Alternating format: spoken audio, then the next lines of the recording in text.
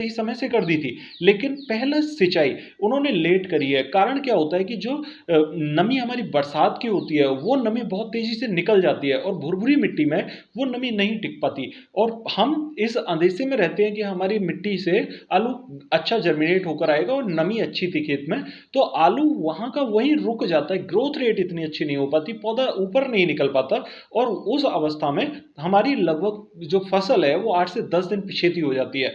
पानी जब 25 से 30 दिन की अवस्था में लगाया, जिन भी किसान साथियों ने पहला पानी लेट लगाने के कारण उनकी ग्रोथ रेट अब इस टाइप की है कि जहां खेत में नमी ज़्यादा थी वहां पौधे 6 से 7 इंची के हो गए और जहां पर खेत में नमी कम थी वहां थोड़े कम जर्मिनेशन हुआ है और जहां पर नमी बिल्कुल कम थी वहां पर पौधे जमीन के लेवल पर ही दिखाई दे रहे हैं। कहीं कहीं पौधे निकल के भी नहीं आए हैं। उसके पीछे का कारण यह है कि जो अंकुरित पौधा था वो सूखी मिट्टी में पड़ा रहने के कारण अपना अंकुरण खो चुका है और अब उसके पास से जो ट्रिलिंग होकर आएगी आलू की वो ऊपर दिखाई देगी, तो वो आलू तो स्वतः ही 15 दिन पिछाया हो गया।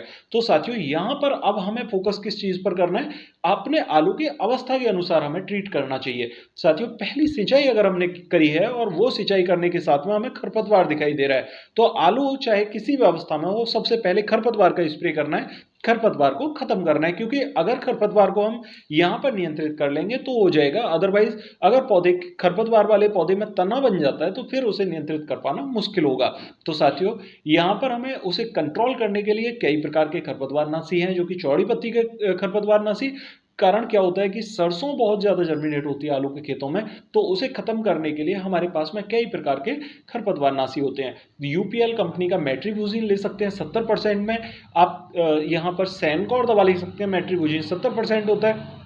सैनकॉर ब्रांडेड प्रोडक्ट है, इसमें कोई दो राय नहीं है। यूपीएल भी बहुत अच्छा ब्रांडेड प्रोडक्ट है। आपके पास में जिसकी भी प्रोडक्ट की उपलब्धता हो आप उसे ले सकते हैं। और जहां पर कि आप 1 एकड़ जमीन के लिए 100 ग्राम का पैकेट लगा रहे हैं वहां पर आप उसे 7 बीघा जमीन में लगाएंगे तो आपको अच्छे रिजल्ट देखने को मिलेंगे और इसका असर पौधे पर थोड़ा कम होगा, आलू के पौधे की खासकर मैं बात कर रहा हूं। कि कारण क्या होता है, जब हम खरपतवार नाशी का उपयोग करते हैं तो पौधा थोड़ा सा अपनी ग्रोथ रोक देता है, क्योंकि मेट्रीबुजिन जो साल्ट है ये हमारे खरपतवार नाशी के साथ साथ हमारे आलू के पौधे पर भी इफेक्ट लाता है। और जिन भी किसान साथियों के खेतों में इस टाइप के खरपतवार हैं और पौधे की ग्रोथ कम हो रही है आलू की, तो आप कट नोजल से सिर्फ खरपतवार खरपतवार पर जो अपने कोण हैं उनके बीच बीच में स्प्रे करेंगे तो आपको और भी बढ़िया रिजल्ट देखने को मिलेंगे। तो देखिए यहां पर आपको चौड़ी पत्ती के खरपतवार को खत्म करने के लिए बहुत अच्छा साल्ट मैंने बताया है, उसका उपयोग करके आप पहली सिंचाई के साथ में ही उसे खत्म कर सकते हैं। अब यहां पर कुछ साथी पूछना चाहते हैं कि पहली सिंचाई के साथ में खरपतवार नाशी का उपयोग करके 2 दिन में ये खरपतवार खत्म हो जाएगा, तब हमें दूसरे पानी के साथ में कौन से खाद लगाने चाहिए इसके बारे में भी जानकारी चाहिए। तो देखिए पौधा हमारा यहां पर हल्का पीला पड़ जाता है जब खरपतवार नाशी का उपयोग करते हैं उसकी वजह से, और पौधे की ग्रोथ रुक जाती है। तो उसे खत्म करने के लिए हमारे पास में 2 विकल्प होते हैं, 2 अच्छे सॉल्यूशन होते हैं। क्या, पहला तो होता है यहां पर हमारा फंगीसाइड। फंगीसाइड में आप कार्बेनिजम 12% और मैनकोजेब 63% 500 ग्राम प्रति एकड़ के हिसाब से ले सकते हैं और उसमें एक जाइम साल्ट मिला लें।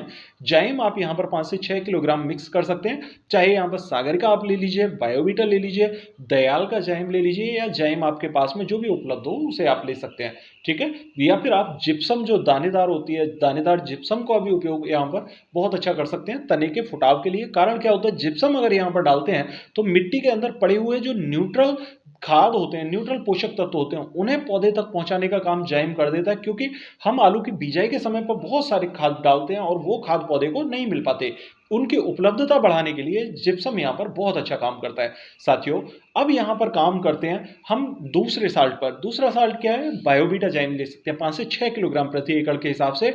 सागर का आप 5 से 6 किलोग्राम प्रति एकड़ के हिसाब से ले सकते हैं। दयाल का जाइम भी आप 5 से 6 किलोग्राम प्रति एकड़ के हिसाब से डाल सकते हैं। कोई भी एक जाइम यहाँ पर सेलेक्ट कर लीजिए। यूरिया खाद आप 35 किलोग्राम मिक्स कर लीजिए। मिक्स करने के साथ में आपके पास जो फंगीसाइड 500 ग्राम मैंने बताया है उसको आप मिक्स करके, यानी कि 3 साल्ट आपने डालने हैं, फंगीसाइड, एक जाइम प्लस यूरिया, 3 साल्ट मिक्स करके आप बुरकाव कर दीजिए और तब पानी आप लगा दीजिए।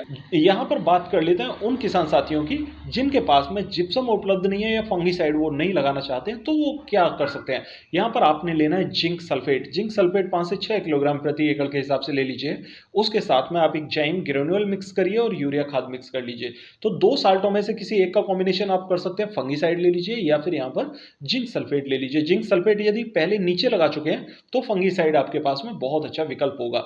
साथियों, अब बात कर लेते हैं उन किसान भाइयों की जिन्होंने की पहली सिंचाई कर दी है, दूसरी सिंचाई करने के पहले उन्हें खाद लगानी है और अभी खरपतवारनाशी उन्होंने उपयोग नहीं किया है। तो देखिए उनके लिए एक बहुत अच्छा सॉल्यूशन यहाँ पर मैं बताने जा रहा हूँ, वो एक जाइम ग्रेनुअल ले लें। जाइम ग्रेनुअल ही क्यों जरूरी है, मोटा होकर निकलेगा तो हमारे आलू भी मोटे बनाएंगे और हमारे पौधे के जो जड़ें हैं वो जड़ें भी मोटी निकलेंगी ताकि हमारा आलू अच्छी ग्रोथ रेट लेगा। साथियों, अब यहां पर बात करते हैं यूरिया खाद की। यूरिया खाद हमें कितना लेना है, 35 किलोग्राम प्रति एकड़ के हिसाब से। उसे मिक्स करके आप अपने खेत में बुरकाव कर दीजिए। ह्यूमिक एसिड 1 किलोग्राम प्रति एकड़ के हिसाब से आप डाल सकते हैं। ये 3 साल्ट आप मिक्स करके डाल दीजिए और डालने के बाद में आप पानी लगा दीजिए। दूसरा पानी आप यहां पर लगाकर बहुत अच्छे रिजल्ट ले पाओगे। तीसरा पॉइंट मैं यहां पर आपको बता दूं, जिन भी किसान साथियों ने 2 पानी लगा दिए हैं और 2 पानी लगाने के बाद तीसरा पानी लगाने के लिए जा रहे हैं तो उन्हें अब यहां पर क्या लगाना चाहिए। कारण क्या है कि दूसरे पानी पर वो लगभग 35 दिन का आलू हो चुका है और यहां पर उन्हें ट्रीटमेंट करना है 35 दिन से लेकर 45 दिन तक का। तो उन्हें अब यहां पर क्या लगाना चाहिए, उनके खेतों की जो अवस्था है वो यहां पर इस टाइप की चल रही है। पत्तियों में थोड़े छोटे स्पॉट दिखाई दे रहे हैं, दाग धब्बे हैं और ये स्पॉट आगे चल के झुलसा का रूप ले लेते हैं। तो यहां पर आपको सिर्फ M45 यानी मैनकोजेब के ऊपर डिपेंड नहीं रहना है। यहां पर आपको एक अच्छे फंगिसाइड जो कि सिस्टेमिक फंगिसाइड है उनका उपयोग करना होगा। सिस्टेमिक फंगिसाइड के लिए आप क्या यूज कर सकते हैं, यहाँ पर आप कार्बेंडाजिम 50% यूज कर सकते हैं। कार्बेंडाजिम मैनकोजेब दोनों को मिला के यूज कर सकते हैं। कार्बेंडाजिम 12% और मैनकोजेब 63%। इसमें 500 ग्राम साल्ट का आप स्प्रे भी दे सकते हैं और खाद में मिला के भी बुरकाव कर सकते हैं। इसका आपको बहुत अच्छा रिजल्ट देखने को मिलेगा। साथियों, यहाँ पर जो तीसरा खाद है, तीसरे खाद में आपको मिक्स करना होगा यूरिया खाद लगभग 30 किलोग्राम प्रति एकड़ के हिसाब से। उसके साथ में आपको मिक्स करना होगा यहाँ पर बूस्टर डोज। बूस्टर डोज में आप क्या डालेंगे, सल्फर। सल्फर क्या काम करेगा, यहाँ पर पौधे में जितनी भी हल्की फंगस होगी उसे नियंत्रित करने का काम करेगा और आलू के ऊपर आने वाली जितनी भी चिट्टी वगैरह होती है उसे कंट्रोल करता है और पौधे में प्रकाश संश्लेषण क्रिया से बनने वाले भोजन की प्रक्रिया को बहुत तेजी से कर देता है, यानी पत्तियों में हरापन बढ़ाने का काम करता है और हमारे पौधे में जो आलू को चाहिए चाहने वाले पोषक तत्व होते हैं उनको बहुत तेजी से वो प्रोवाइड कराता है। तो हमें सल्फर यहाँ पर बहुत अच्छा रिजल्ट देता है। सल्फर के साथ में यहाँ पर हमें क्या डालना चाहिए, पोटास।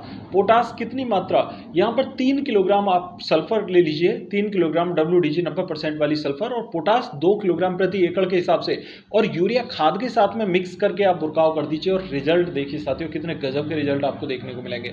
ये ही क्यों जरूरी है, देखिए पोटास आपके आलू के वजन को बढ़ाने का काम करता है, यानी कि पत्तियों के अंदर जितनी भी क्लोरोफिल की मात्रा होती है और तने के अंदर जितनी भी हमें जरूरत होती है पोषक तत्वों की, उन पोषक तत्वों को आलू तक पहुंचाता रहता है, धीरे धीरे धीरे धीरे सप्लाई करता रहता है। इससे हमारे आलू में ग्रोथ रेट बहुत अच्छी देखने को मिलती है। बुरकाव के माध्यम से सल्फर और पोटास तीसरे पानी पर आप लगाइए और रिजल्ट देखिए कितने गजब के रिजल्ट देखने को मिलेंगे। आशा करता हूं आप मेरी बात समझ पाए होंगे। फिर भी अगर आपकी कोई क्वेरी हो तो कमेंट बॉक्स में जरूर पूछेगा और यदि चैनल पर नए आए हैं तो चैनल को सब्सक्राइब करना बिल्कुल ना भूलें, क्योंकि इस टाइप की जरूरी जानकारी मैं आपको देता रहता हूं। मिलते हैं अगली वीडियो में, तब तक के लिए नमस्कार किसान साथियों।